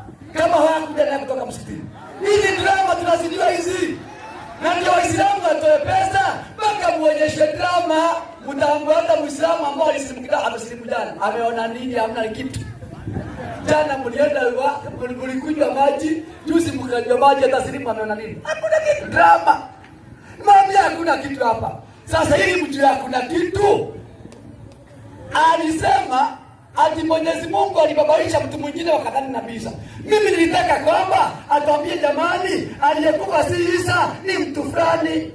Mbona hakuna? Ani nani? Jina lake nani? Na alikufa kwa nini huyo mwingine? Hakuna. Kuna kitu hapo. Mimi naambia hamna kitu, kwa vipi na kitu hapo. Sasa angalia, saa hii nasimamisha bulldozer wa mabuldoza wote. Fagia. Brother, ustadimura hivi. Kuja kufagia vizuri. Taratibu. Najua leo tuna watoto wachanga. Wapeleke vizuri. Qur'ani imesema Bwana Yesu kafa. Amekuja kuzunguka, hajapinga, amekubaliana nayo. Mbona hivi? Safisha yeye. Taratibu. Wakristo, Bwana Yesu asifiwe. Nataka niweze kushukuru Mwenyezi Mungu ni kwa sababu ni kwamba walimu wa Kiislamu wamemaliza. Kwa nini wamemaliza? Jambo la kwanza ni kwamba kakubali ya kwamba Yesu kafa. Unaona? Kwa nini kakubali Yesu kafa? Yeye alipokuja hapa, nyinyi wenyewe mlisikia akitoa kitabu cha Mathayo 27, nataka usome msomaji. Mathayo 27. Katoa mwenyewe. 27 ngapi mwalimu wangu? 62. Yeye mwenyewe katoa tu. Inasema hata siku ya pili. Ndiyo baada ya maandalio. Sasa hata siku ya pili ndiyo baada ya nini msomaji? Ya maandalio. Sasa baada ya maandalio ni kitu gani ambacho kilikuwa kimetendeka ili hii siku ya maandalio hitaje pale? Rudi 50 sasa. 50 nasema. Inasemaje? Naye Yesu akiisha kupaza sauti tena kwa nguvu. Akiisha kupaza sauti yake tena kwa nguvu, akaitoa roho yake. Na fikiri ya kwamba mada ambayo ilisimamishwa hapa ni kwamba Yesu kafa na kufufuka. Sasa msomaji, kwa hivyo kwa mujibu wa hiyo ni kwamba Yesu kama nini? Kafa. Sasa tuangalie kama alifufuka, tumalize mada twende zetu. Kitabu cha Mathayo 28 anzia 1. Hata sabato ilipokwisha. Ikapambazuka siku ya kwanza ya juma. Ukipambazuka siku ya kwanza ya juma, Mariamu Magdalena na Mariamu yule wa pili walikwenda kutazama kaburi. Na tazama, alikuwa na tetemeko kubwa la nchi. Kwa sababu malaika wa Bwana alishuka kutoka mbinguni, akaja akalivingirisha lile jiwe, akalikalia. Na sura yake ilikuwa kama umeme, na mavazi yake meupe kama theluji. Na kwa kumwogopa wale walinzi wakatetemeka, wakawa kama wafu. Malaika akajibu akawaambia wale wanawake, akawaambia nini? Msiogope ninyi. Kwa maana najua ya kwamba mnamtafuta Yesu. Aliyesulubiwa. Lakini hayupo hapa. Hayupo wapi msomaji? Hayupo hapa. Tena yuko wapi? Hayupo hapa. Tena wewe yuko wapi? Hayupo hapa. Kwani amefufuka. Bwana Yesu asifiwe. Amen. Nafikiri hiyo ndio mada tu. Kwa hivyo hizo mwezi zingine hata zina kazi hizo. Mada ni kwamba Yesu alikufa na kufufuka. Sasa mada tumemaliza. Na ilijua kwamba tumemaliza, hawawezi akatuelezea kifo cha Bwana Yesu. Sasa turudi katika Qur'ani. 5:55 Qur'ani. 5:55. Inasemaje? Inasema hivi. Hawa wanazidi kuwafunika nyinyi macho Waislamu ili mpotee. Soma. 5:55. Soma. Pale 5:55. Hakika. 3:55. 3:55. Soma. Inasema. Pale Mwenyezi Mungu aliposema. Ewe Isa. Isa, mimi nitakufisha, nitakufisha na nitakunyanyua kwangu. Kwa hivyo kabla Yesu hajafishwa lazima fanya nini msomaji? Afishwe, kisha anyanyuliwe. Sasa tuangalie nini maana kufishwa. Qur'an hiyo ndogo twende hapo. Tuangalie nini maana kufishwa. Hiyo tumalize mada. Unajua hapa kwa hakuna kazi. Atalalamika lakini ni Qur'ani. Soma. Inasemaje? Mtawafika, nitakufisha. Ibn Abbas, nduguye Mtume sallallahu alaihi wasallam, anamwambia hawa hawezi kuelezea kuhusu kifo cha Bwana Yesu, lakini ndugu wa Muhammad ndiye anaweza kutuelezea kifo cha Bwana Yesu. Endelea. Na ambaye alikuwa mwanachuoni mkubwa kabisa. Si kama hawa. Tafsiri mtawafika. Ndio. Kwa mumito. Yani nitakufisha nini maana yake? Maana yake neno hili ndio halina maana nyingine isipokuwa maana yake ni nini? Kuchukua roho au kufisha. Sasa kumbe maana kufisha ni kwamba ni kuchukua roho. Yaani kwa njia nyingine ni kufanya nini msomaji? Ni kuua. Sasa vipi hapa? Waislamu wafanyeni mpango angaa muongezee walimu. Naona leo wameongezeka 2 na bado ndio wanaendelea kuisha hivyo. Sasa kumbe maana kufiisha, na anayesema si hawa kina Shabani na kina Sasaka, anayesema ni ndugu yake Muhammad. Sasa tumpinge. Njaoni mpinge Muhammad. Na kando na Muhammad tuulize, je, masahaba wa Muhammad wanajuaje kuhusiana na kifo cha Bwana Yesu? Hiyo ndio mada. Unajua kukimbia huku na huku ni kujitetea tu. Masahaba wa Muhammad wanajuaje kuhusu kifo cha Bwana Yesu? Kitabu cha Waislamu hikima ni si cha Wakristo. Sasa ni wito kwa Waislamu ili umjue kama mnaitwa mkubali kifo cha Bwana Yesu. Soma. Masahaba wa Muhammad wanaamini nini? Wanakubali Nabii Isa kafa. Bwana Yesu asifiwe. Sasa masahaba wanakubali Bwana Yesu akafa, hawa wanakataa. Tuamini vipi hao? Si masahaba. Tuamini vipi? Bali na kwamba masahaba wanaamini. Je, jamii ya Muhammad inaamini Yesu kafa? Twende tena. Sasa jamii jamii tumalizane na masahaba ambao ndio wafuasi wa Muhammad. Hawa hata si wafuasi hawa. Si akina Sasaka. Si hawa. Sasaka si jamaa ya Mtume. Jamaa ya Mtume. Sasa sikiliza, baada ya masahaba wakubali kwamba Yesu kafa, jamaa ya Mtume anakubali nini? Sasaka usikilize vizuri. Sikiliza. Inakubali Nabii Isa kafa. Bwana Yesu asifiwe. Mada imeisha.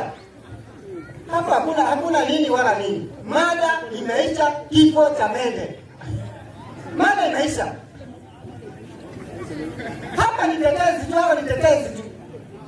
Alafu nyinyi Waislamu wacheni niwaambie. Nendeni muwaulize hao mabwana wanapopinga kifo cha Bwana Yesu. Masahaba wanakubali, wao watakuwa ni nani? Masahaba wamekubali, wao wanakataa. Jamii ya Muhammad inakubali, wao wanakataa.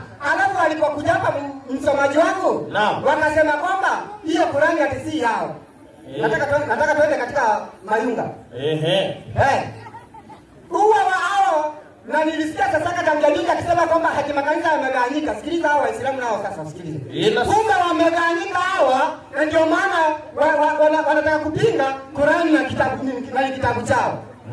Soma. Imenukuliwa katika Sunna Ibn Majah. Soma. Juzuu ya 4 ukurasa 352. Ndio, soma. Anasema Mtume SAW. Anasema Mtume nini? Kuwa watafarakana umma wangu. Sasa kumbe Mtume mwenyewe akajua hayo, na ndio maana hawa wanapiga Qur'ani ambayo ni Mtume na maneno Mwenyezi Mungu. Sasa Mtume akasema kwamba umma wote watafarakana nini? Makundi 73. Sasa kumbe watafarakana mpaka watanganyika, na ndio maana nakuta kuna Shia, kuna hili wamefarakana. Muhammad akasema hayo. Kwa nini? Makundi 72. Na ndio maana hawa wanapinga, wengine wanakubali. Tueleweje? Yaani ni umma wote wa Muhammad, lakini wanataka kupinga Qur'ani. Makundi 72 yatatupwa motoni. Kumbe watafarakana hawa makundi. Kuna hata kuna kundi hata moja litasalimika, lakini wote wapi msomaji? Motoni. Wote motoni. Ndio maana tunawahurumia hawa. Nyinyi poteeni motoni, lakini tunahurumia hawa wanatuangalia, kwa sababu hawa wakipotea tutadaiwa. Kama Muhammad anasema kwamba Yesu kafa, halafu nyinyi mnapinga, tutawaelewaje? Sasa unajua hapa naona nikujipigia, hakuna kitu. Hapa hakuna kitu. Pengine sasa kama neno lolote mwalimu angaa zaidi yako kidogo. Bishop. Sasa nataka turudi katika kitabu ambacho amesoma, kitabu cha Yohana 20 aya ya 11. Akapachika kitu pale. Soma. Yohana 20:11. Inasemaje? Lakini Mariamu alikuwa akisimama karibu na kaburi. Nje yake. Analia. Basi akilia hivi. Aliinama na kuchungulia ndani ya kaburi. Akaona malaika wawili wenye mavazi meupe. Sasa sikilizani Waislamu, niwaambia hawa ni wenu wako. Sasa alipochungulia ndani ya kaburi, akaona malaika wawili. Akaona malaika wawili wenye mavazi meupe. Ndio. Wameketi mmoja kichwani. Mmoja mahali kusema kichwa. Na mmoja miguuni. Hapo alipolazwa mwili wa Yesu. Maneno haya ni kwamba hapo alipokuwa amelazwa Bwana Yesu. Sasa huyu akasema kwamba Bwana Yesu yuko pale. Sasa Yesu yuko wapi? Endelea. Nenda 16 sasa. Inasemaje? Yesu akamwambia Mariamu. Sasa kumbe ni kwamba malaika walikuwa pale, mwili wa Yesu ulikuwa umelazwa, lakini Yesu alikuwa amefanya nini msomaji? Amefufuka. Yesu alikuwa amefufuka. Sasa sikilizani Waislamu na Wakristo wote. Ukikutana na Muislamu akikwambia Yesu akafa, muulize swali hili, kitabu cha Mathayo 28:11. Yaani akisema Yesu akafa. Mathayo 28:11. Soma haraka msomaji. Nao wale walipokuwa wakienda, tazama baadhi ya askari waliingia mjini akasema nini? Wakawapasha wakuu wa makuhani habari za mambo yote yaliyotendeka. Wakakusanyika pamoja na wazee. Asante sana. Sasa hao walipewa fedha. Nyinyi mje mtuambie mmepewa ngapi ndio mpinge kifo cha Bwana Yesu.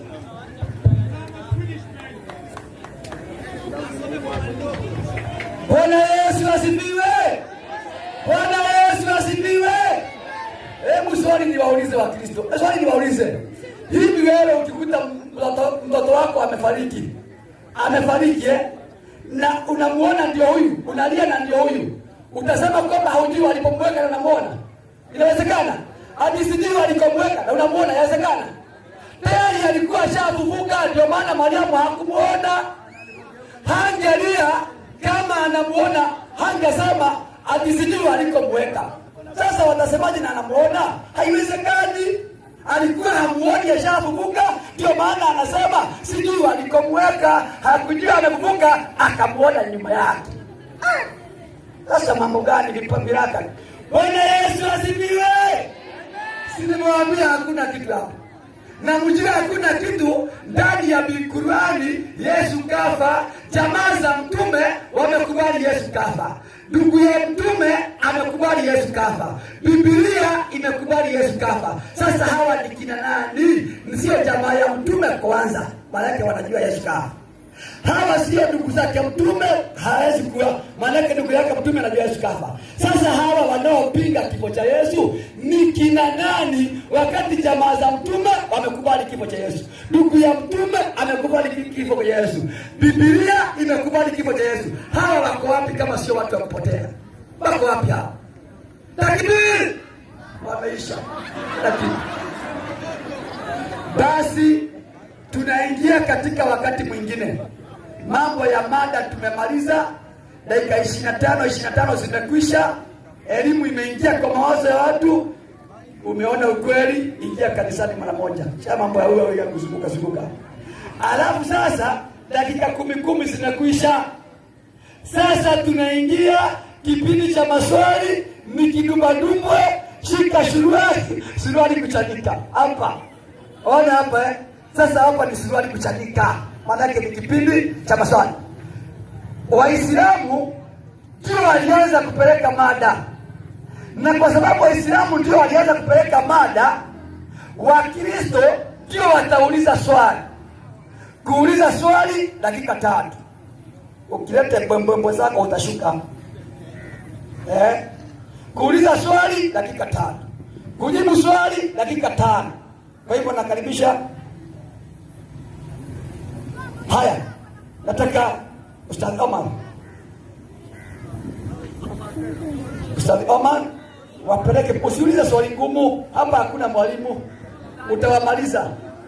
Na tutaka tuwe nao kesho na kesho kutwa. Usiulize ngumu, uliza kidogo tu, ndio kesho wakuje. Wakristo, Bwana Yesu asifiwe. Waislamu, takbir. Ieleweke ya kwamba ni amani tafadhali. Japo kuna maandiko yanarushwa hapa na pale, lakini amani iko mae kwa akili ya Waislamu na kwa akili za Wakristo. Amani ndio jambo muhimu. Usisikize Mkristo ametoa aya kathibitisho kaanza kusema sasa yule ni hivi na hivi. Tafadhali, ni maandiko ndio yanaongea. Hapa tunachotaka ni amani peke yake. Na nyote Wakristo na Waislamu mbarikiwe, maana nyinyi ni watu wa amani. Mbarikiwe sana. Mbarikiwe katika jina la Yesu. Mbarikiwe kabisa. Nyinyi ni watu wa 19:34 Qur'an. Nauliza swali sasa. Swali rahisi kabisa. Sitaki kuuliza swali ngumu. Nataka nianze na chekechea. Chekechea pale chini. Maana nikianza na class 8 form 4 hapo itakuwa shida. 19:34 Qur'an tena. Huyu ndiye Isa bin Maryam. Hii ndiyo kauli ya haki ambao Wakristo wanaifanyia shaka. Tosha. Sasa fanya hivi, chukua hiyo Qur'an nyingine ya Ahmadiyya. Wamesema kuna Qur'ani ya kina nani? Tuko nayo, si hapa, si yenu. Chukua hiyo ya Ahmadiyya hiyo. Sio yetu, ni yenu. Chukua hiyo ya Ahmadiyya. Soma hiyo aya. 19:34. Ni yenu hii, sio yetu. Sisi hata mkaja na Biblia gani, sisi tunazikubali. Leteni Biblia hata ya Kichina, sisi tutakubali. Bora mnajua Kichina. Leteni hapa, tutakubali. Ya Kichina, ya Kijaluo, ya Kiduruma, hata ya Kidigo sisi tuko nayo na tunaikubali. Hata nyinyi mnaikubali. Soma hii 19:34. Sasa kama amekuja kuangalia kama ni kweli. Inasema ako nayo hata ya Kikama ako nayo. Huyu ndiye Isa bin Maryam. Ndiyo kauli ya haki ambao wanaifanyia shaka. Safi. Inasema bali wajue ya kuwa Nabii Isa amekwisha kufa. Endelea. Kama vile walivyokufa mitume wote wa kabla yake. Qur'ani imesimama hapa. Waislamu wajue kuwa Nabii Isa amekwisha kufa kama jinsi walivyokufa mitume wengine. Swali langu rahisi tu. Hayo maneno yanaongelewa wapi? Ya kweli, ya uongo? Maana ni Qur'ani.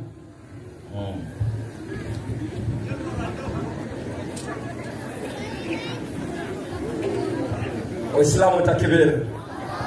Wajua Waislamu ni wanazuoni wa uhakika. Nataka muelewe hilo. Waislamu ndio wenye elimu. Sikia swali ambao amekuja akauliza nani chairman hapa. Hata anauliza, mtu analia, Mama Maryam analia, anasema bwana wangu wamemuondoa kwa maana alikuwa hayuko. Lakini andiko linasema malaika wawili, mmoja yuko kichwani, mmoja yuko miguuni ya nani? Kama hakuna mtu hapa, hii kichwani na miguuni ni miguu ya nani na kichwa cha nani? Unaona matatizo haya? Kitu cha kwanza. Kitu cha pili, sikizeni vizuri Waislamu. Kalima ambayo walikuwa wanazunguka nao kutoka kitambo, kalima mutawafika warafiuka ilayya. Sikizeni vizuri. Hii ni kalima ya Kiarabu, sio ya Kikikuyu. Hii ni kalima ya Kiarabu. Na kwa ule uhakika kabisa, lugha ya Kiarabu ina fasaha na balagha na ina sarfa na kuweza kuipeleka. Angalia Allah subhanahu wa ta'ala katika hili neno mutawaffa, yaangalia linafanana na maneno gani ndani ya Qur'an. Wa aufu bil ahdi inna ahda kana mas'ula. Kalima hiyo ndani ya Qur'an inatokana na neno hilo mutawaffa. Alwafa'u wa aufu ni kutekeleza. Sasa wanairuka tafsiri ya Abdullah Faris kwa sababu anasema nitakutimizia muda wako wa kuishi, ndivyo ilivyotafsiriwa. Kwa maana nitakutimizia ndio mutawaffa. Lakini wakaja wakapendua wakasema nini? Kifo.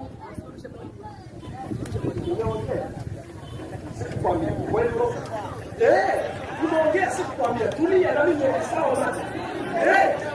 Sawa. Kwa hivyo hizi ni kalima ambazo wanazitumia kuzibadilisha. Pili, sisi Waislamu ndani ya Qur'an, ushindi wa kwanza huu ni kwamba Qur'an utapata kuna tafsiri na kuna original text ambao kutoka kwa Allah subhanahu wa ta'ala kama ilivyo, bila kutumia tafsiri. Anapotoa mtafsiri utaipata Qur'ani iko sawa kabisa, haibadiliki. Ndio maana anatafuta makadiani, anatafuta mashia, lakini kwenye Qur'ani ambayo anajua kwamba iko sawa, hajaisoma kama ilivyo. Huu ndio uhakika wa Uislamu. Takbir! Unaona wanalalamika. Hii ndio haki. Wacha nimpishe mwalimu Sasaka aje ajibu hili swali kama lilivyo. Waislamu wasomi bwana, kwani shida iko wapi? Ngoma ndogo kabisa. Karibu.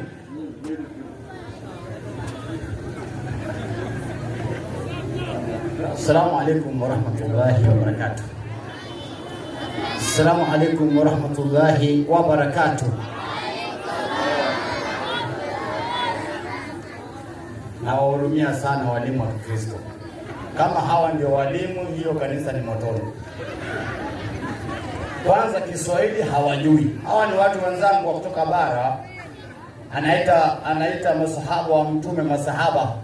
Sasa hata tufunza Kiswahili gani huyu? Ni mtihani. Akauliza haya maneno ameyatoa kwa Qur'ani, tafsiri ya Makadiani, ni kweli au si kweli? Because tunasema mbili, lazima chukua hii ndogo baada ya kusoma ile kubwa. Maana hii ndogo katika commentary ya Makadiani wanakubali kwamba Yesu kafa, na Makadiani makafiri kama nyinyi. Wasianze hivi. Na ndio maana mwalimu Kristo alipokuja hapa akasema hii msikitini hakuna. Ni kweli? Wasianze hivi. Kweli hiyo Qur'ani msikitini hakuna because ina ukafiri kama nyinyi. Wasianze hivi. Walichofanya Makadiani katika tafsiri yao na commentary yao wameharibu, lakini kwa aya za Qur'ani kwa Kiarabu iko vile vile. Ukisoma Qur'ani zote ya Makadiani, ya Ahmadiyya, ya Mashia, kwa Qur'ani Arabic text maneno yale yale. Kwa tafsiri na commentary ndio wanaweka mambo yao sasa. Takbir. Amenyamaza ni zato bora.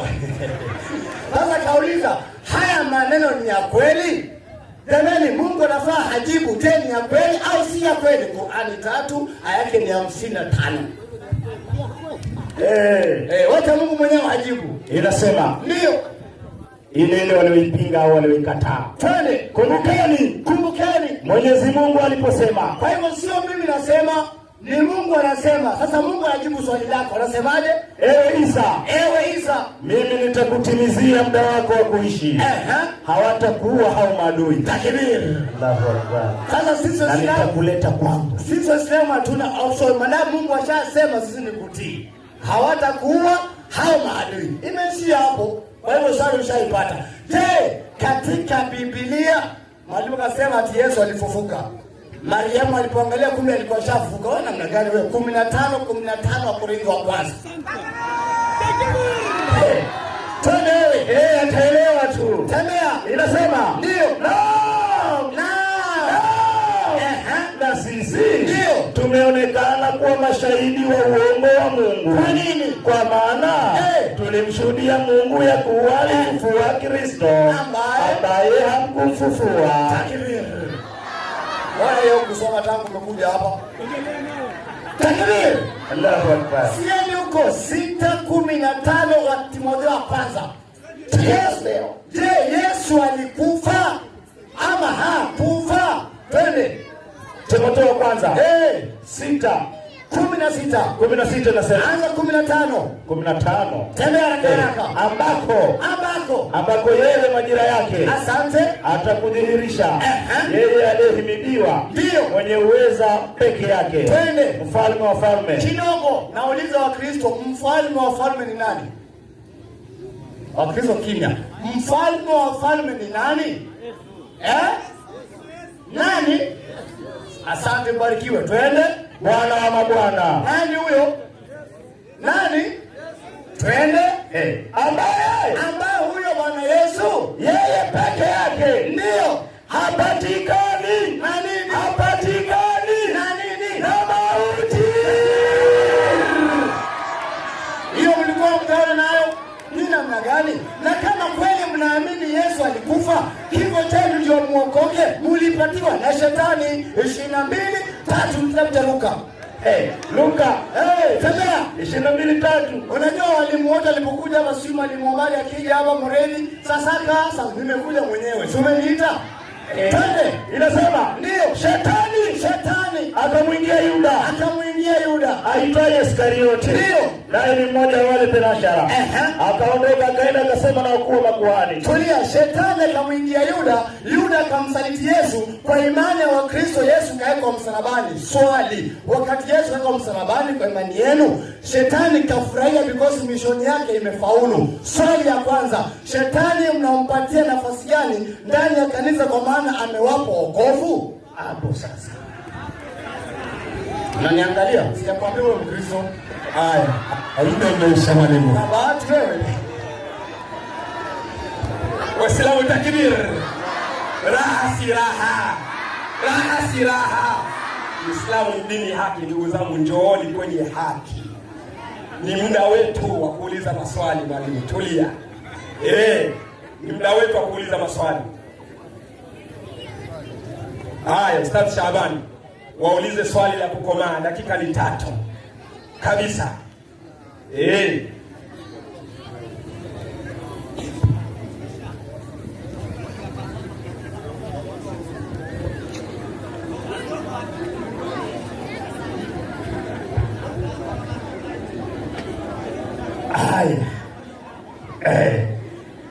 Naona kimurta kinaniangalia, naleta swali gani?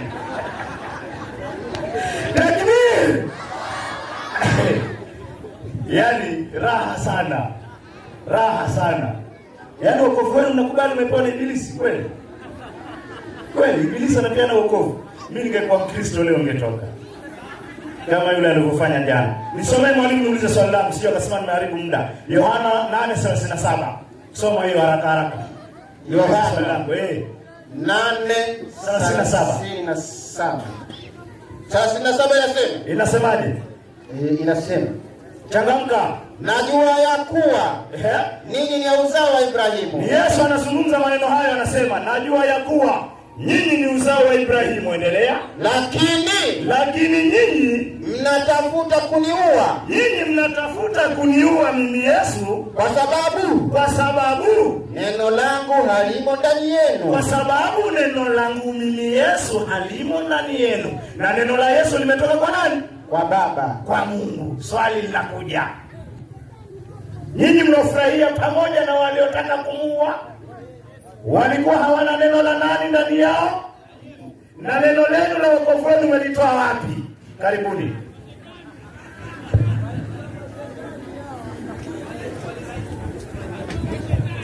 Bwana Yesu asifiwe!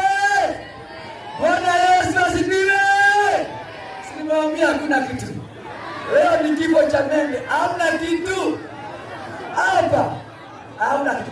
Sasa nataka nilete bulldozer kwa mabulldozer. Asafishe, abomoe Waislamu wote kanisani. Ustadhi Fondo karibu, mwalimu Fondo karibu. Swali ndogo tu, watie chuoni kidogo, una muda wa kutosha mwalimu dakika 5, watie chuoni kisha watandike, peleka huko ubatizo. Karibu. Haya, asante sana bwana mwenyekiti. Kama ni Mkristo, hebu inua mkono wako. Asante. Bwana asifiwe. Mimi nashukuru sana kwa mkutano huu, kwa sababu ile kweli ya Mungu ambayo imefichwa kwa muda mrefu inaendelea kufunuliwa. Nashukuru sana kwa swali hili, manake huyu bwana alikuwa anatafuta atauliza swali gani. Hili swali, hebu piga Yohana 8:37 haraka. Yohana 8:37. Twende haraka. Imefika. Inasema ndio 37.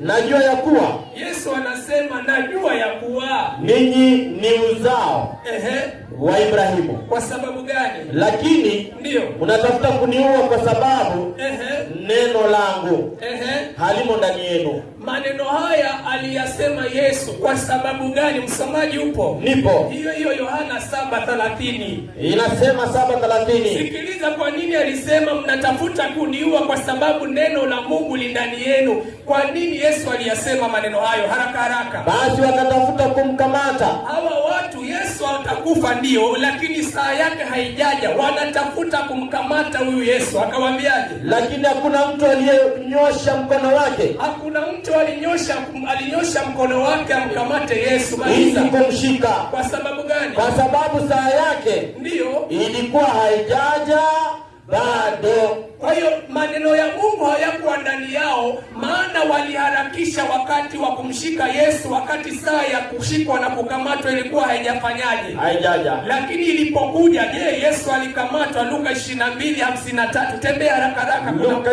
22:53. Inasema 53. Je, saa yake ya kukamatwa ilifika akakamatwa? Kila siku ndio nilipokuwa pamoja nanyi, endelea, hekaluni hamkunyosha mikono.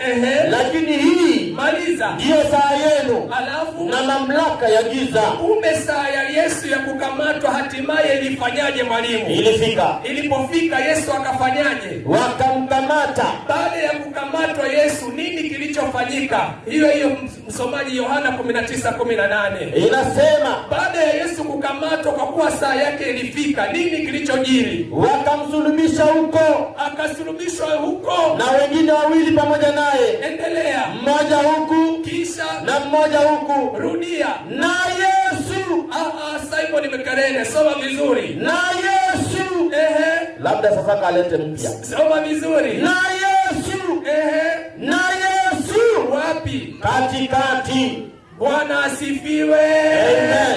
Kwa hiyo Yesu amesulubiwa. Mada ilikuwa inasema, je, Yesu alikufa msalabani? Kufikia sasa Yesu yuko msalabani. Tumetafuta maandiko ya kumshusha Yesu, hakuna. Kinacholetwa hapa ni kujitetea na tetesi. Kwa hiyo Yesu amekufa, yuko msalabani. Huyu bwana mwenyekiti akaja akasema, nyie wa Kristo, unajua hii kauli ya Allah mnakosa kuifasiri. Sikiliza vizuri, 3:55 haraka Qur'ani. Inasema, sasa usidhani hata hatujajua Kiarabu mwalimu, tunakijua, tunanyamaza tu. Hebu soma haraka haraka. Kumbukeni Mwenyezi Mungu aliposema nini? Ewe Isa, mimi nitakutimizia muda wako wa kuishi. Alafu hawatakuwa hao maadui. Hayo maneno yako kwenye mabano. Maliza. Inasema na nitakulete kwangu. Sasa kama kuna msomi wa Kiarabu aende kwenye andiko atutolee haya maneno, hawatakuwa kwenye lugha ya Kiarabu. Hapo kama kuna msomi anayejua Kiarabu, Allah anasema inni mutawafika wa rafiuka ilayya. Inni, mimi, mtawafika, nitakufisha, wa rafiuka ilayya, na nitakunyanyua. Hakuna neno hawatakuwa hayo maadui, hayo ni maneno ya wanadamu. Sisi tumenyamaza, msione tumekaa pale tumenyamaza, tunasikiliza tu vitu hivi. Sasa Allah anaposema inni mutawafika, mimi nitakufisha kisha nikunyanyue. Nini maana ya kufisha? Walisema mnatumia Qurani zingine. Mimi siendi huko kwa Qurani ndogo na kubwa. Sheikh Abdalla Farisi, Suratul Bakara aya 240. Suratul Bakara. Hizi zingine si ni ndogo, hizi ni za mabaniani, hizi weka kando. Hiyo ya kwao hiyo. Na wale wanaofishwa. Nini maana ya mtawafika? Wale wanaofishwa maana yake wanaokufa. Kumbe kufisha ni kufanyaje? Kufa. Allah anasema atamfanyaje Yesu? Atakufa. Bwana asifiwe. Yesu alikufa akafufuka, inni mutawafi. Na ukisema Yesu alinyanyuliwa bila kufishwa, unakanusha maneno ya Allah tabaraka. Wapi? Sura ya 10:64 Qur'ani. Usipige polisi, gari ya polisi mawe. Kitakacho kusibu ni mbio. Ila sasa utaweza. Wao Allah anasemaje? Wao wana mema katika maisha ya dunia alafu na katika akhera. Maliza. Hakuna mabadiliko katika maneno ya Mwenyezi Mungu. Kwa hiyo aliposema atamuua, alimuua, hawezi kubadilika. Mungu awabariki. Bwana asifiwe.